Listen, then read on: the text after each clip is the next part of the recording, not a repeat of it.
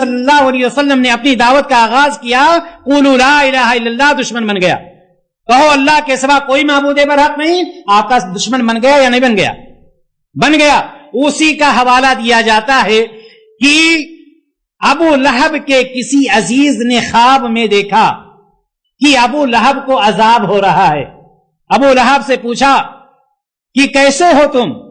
تو اس نے کہا کہ جب سے تم سے الگ ہوا ہوں اسی وقت سے عذاب میں مبتلا ہوں، لیکن سوموار کے دن یعنی پیر کے دن تھوڑی دیر کے لیے مجھ سے عذاب ہٹا دیا جاتا ہے، چونکہ اس دن ابو لہب نے جب نبی کریم صلی اللہ علیہ وسلم کی ولادت ہوئی تھی تو ابو لہب کو جب خوشخبری یہ ملی خوشخبری تو اس نے اپنی لونڈی کو آزاد کر دیا تھا۔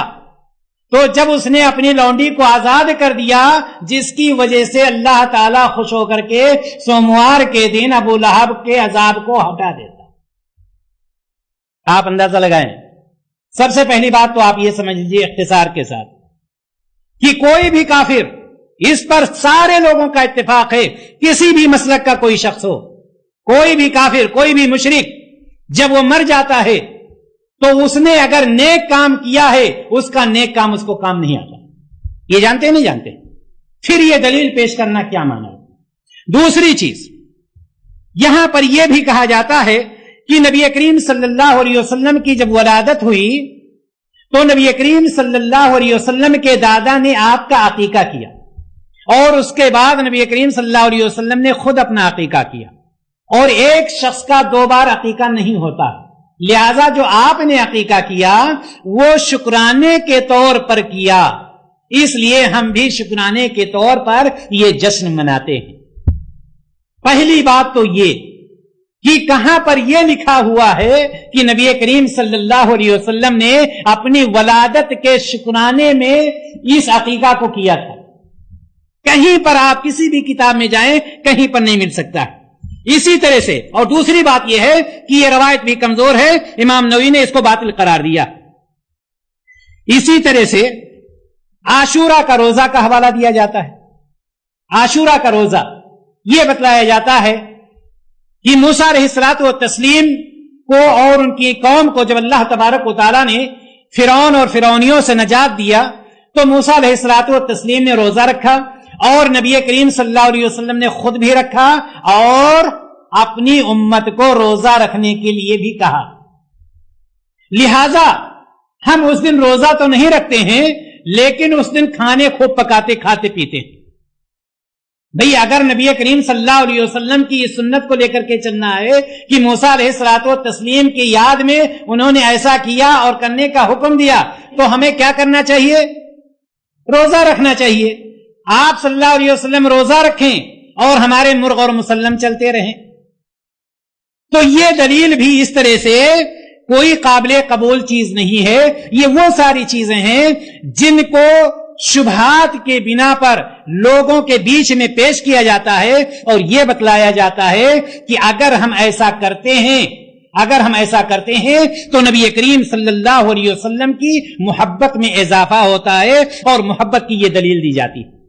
لیکن وہ یہ نہیں جانتے کہ نبی کریم صلی اللہ علیہ وسلم سے محبت کرنا کیا ہے؟ فرض ہے۔ نبی کریم صلی اللہ علیہ وسلم سے محبت کرنا فرض ہے، اور اللہ تبارک و تعالی نے سورۃ توبہ میں صراحت کے ساتھ فرما دیا ہے کہ اے نبی آپ کہہ دیجئے کہ اگر تمہارے باپ، تمہارے بیٹے، تمہارے بھائی، تمہاری بیویاں، تمہارے عزیز و اقارب، تمہارے وہ مال جس کو تم نے کمایا ہے، تمہاری وہ حویلیاں جن کو تم پسند کرتے ہو، تمہاری وہ تجارت جس کے خسارے سے تم ڈرتے ہو، اگر یہ ساری یا ان میں سے کوئی ایک تمہیں اللہ سے، اللہ کے رسول سے، اللہ کے راستے میں جہاد کرنے سے زیادہ عزیز ہیں، اگر ان میں سے ساری چیزیں یا ان ساری چیزوں میں سے کوئی ایک چیز اللہ سے، اللہ کے رسول سے, اللہ کے راستے میں جہاد کرنے سے زیادہ عزیز ہیں. فتربصوا حتى يأتي اللہ بامرہ, تو انتظار کرو کہ اللہ تبارک و تعالی تمہارے اوپر اپنے فیصلے کو نازل کرے. محبت ایسی نہیں ہے, یہ نہیں ہے کہ ہم جشن عید میلاد النبی منا لیں, سال میں ایک دن ہم ثابت کر دیں کہ ہم محب رسول ہیں. یہ محبت نہیں ہے میرے بھائی اور دوست. اللہ تبارک و تعالی نے قرآن مقدس کے اندر صاف فرما دیا کہ اگر ان میں سے کوئی ایک, اور یہی نہیں, عمر بن خطاب رضی اللہ تعالیٰ عنہ کو آپ دیکھ لیں. عمر بن خطاب رضی اللہ تعالیٰ عنہ نے کیا کہا تھا؟ یہی کہا تھا نا کہ اے اللہ کے رسول صلی اللہ علیہ وسلم, اپنی نفس کو چھوڑ کر کے ساری چیزوں سے زیادہ آپ سے محبت کرتا. آپ صلی اللہ علیہ وسلم نے کیا فرمایا؟ لا یؤمن احدکم حتی اکون احب الیہ من والدہ وولدہ والناس اجمعین, کہ تم میں سے کوئی شخص اس وقت تک کامل مومن نہیں ہو سکتا جب تک میں اس کے نزدیک, اس کے باپ سے, اس کے بیٹوں سے اور ساری چیزوں سے زیادہ محبوب نہ بن جاؤں. عمر بن خطاب رضی اللہ تعالیٰ عنہ فون کہتے ہیں, اے اللہ کے رسول صلی اللہ علیہ وسلم, اپنی جان سے بھی زیادہ میں آپ سے محبت کرتا ہوں. آپ صلی اللہ علیہ وسلم نے فرمایا, اے عمر, اب تمہارا ایمان مکمل ہو گیا. یہ کون سے عمر تھے؟ یہ وہ عمر تھے جن کے بارے میں خود نبی کائنات فرماتے ہیں, لو کان بعدی نبیا لکان عمر, اگر میرے بعد نبوت کا سلسلہ جاری ہوتا تو نبوت کس کو ملتی؟ عمر بن خطاب رضی اللہ تعالی عنہ کو ملتی, جن کے بارے میں نبی کائنات فرماتے ہیں, اے عمر, ابھی تمہارا ایمان مکمل نہیں. میرے بھائی اور دوست, محبت کا مطلب یہ نہیں کہ ہم ایک مرتبہ جشن عید میلاد النبی منا لیں. محبت کا مطلب یہ ہے, محبت اس کو کہتے ہیں کہ نبی کریم صلی اللہ علیہ وسلم نے جن چیزوں پر چلنے کا حکم دیا ہے ہم اس پر چلیں, جن چیزوں سے روکا ہے ہم ان سے باز آ جائیں, آپ کی اتباع کریں, آپ کی پیروی کریں. ہم ایسے نہ ثابت کریں محبت جس طرح سے کہنے والے نے کہا کہ قادر کل کے نائب اکبر کن کا رنگ دکھاتے. یہ قادر کل کے نائب اکبر, قادر کل کون ہے؟ اللہ تبارک و تعالی. نائب اکبر یعنی نبی کریم صلی اللہ علیہ وسلم. دیکھیں محبت کی دلیل دیکھیے, قادر کل کے نائب اکبر کن کا رنگ دکھاتے یہ ہیں, ان کے ہاتھوں میں ہر کنجی ہے, مالک کل کہلاتے یہ.